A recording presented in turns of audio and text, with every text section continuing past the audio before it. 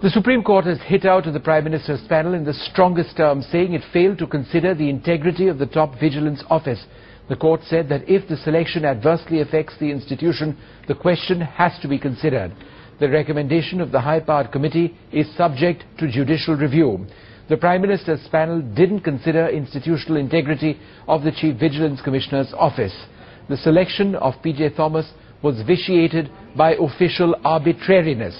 The independence and impartiality of the institution must be maintained. But the Prime Minister's panel did not consider relevant material, and its recommendation of Thomas does not exist in the eye of the law. Very, very strong statements there. It's a huge blow to the Manmohan Singh government. The Apex Court today struck down the appointments of P.J. Thomas as the Chief Vigilance Commissioner. And as it did so, it pulled no punches. The court in its order said that Mr. Thomas's appointment was not legal in the eyes of the law. And then came the sucker punch.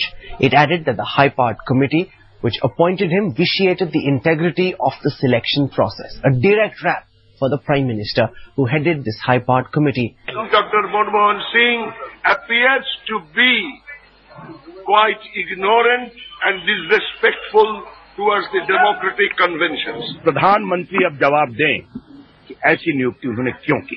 It is a blow to the authority of Prime Minister also.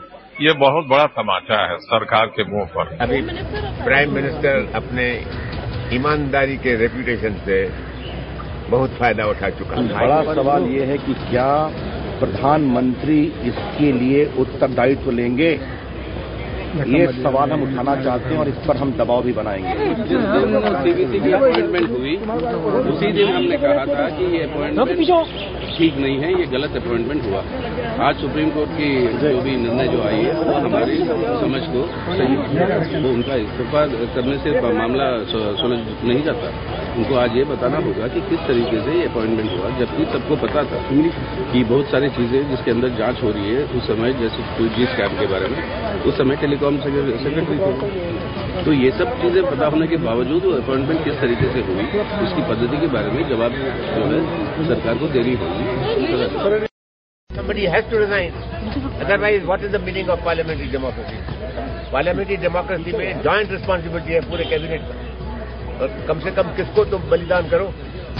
Central vigilance commissioner वो व्यक्ति होता है जो देश के अंदर भ्रष्टाचार के खिलाफ जांच करता है, जो सीबीआई की नियुक्तियां करती है, जो करप्ट लोगों को प्रोसिक्यूट करती है।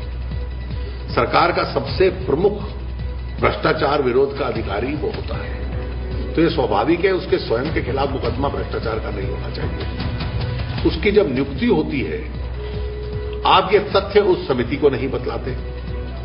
जब सुषमा जी उसको रेज करती हैं तो आप उसका खंडन कर देते हो, आप पे कोई उसका असर नहीं पड़ता और एक ऐसा व्यक्ति सीवीसी बन जाता है जिसके खिलाफ भ्रष्टाचार का मुकदमा है। इस परिस्थिति में देश एक प्रश्न पूछ रहा है कि ऐसा व्यक्ति कैसे बन सकता था, और देश की अपेक्षा भी है कि भ्रष्टाचार के इस माहौल में ऐसा व्यक्ति नहीं बनना चाहिए। 3 लोग इसकी नियुक्ति के लिए जिम्मेवार थे।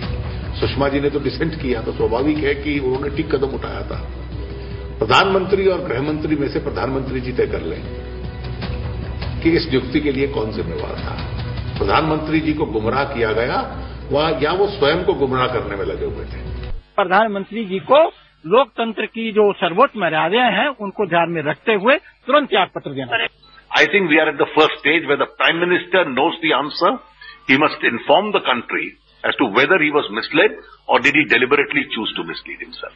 In order to save its own face, the government is saying that it is not a case of an individual error, but a systemic failure. But the fact is that buck stops with the Prime Minister. But this incident has not only left the government embarrassed, but also politically isolated, as allies are refusing to defend the Congress party.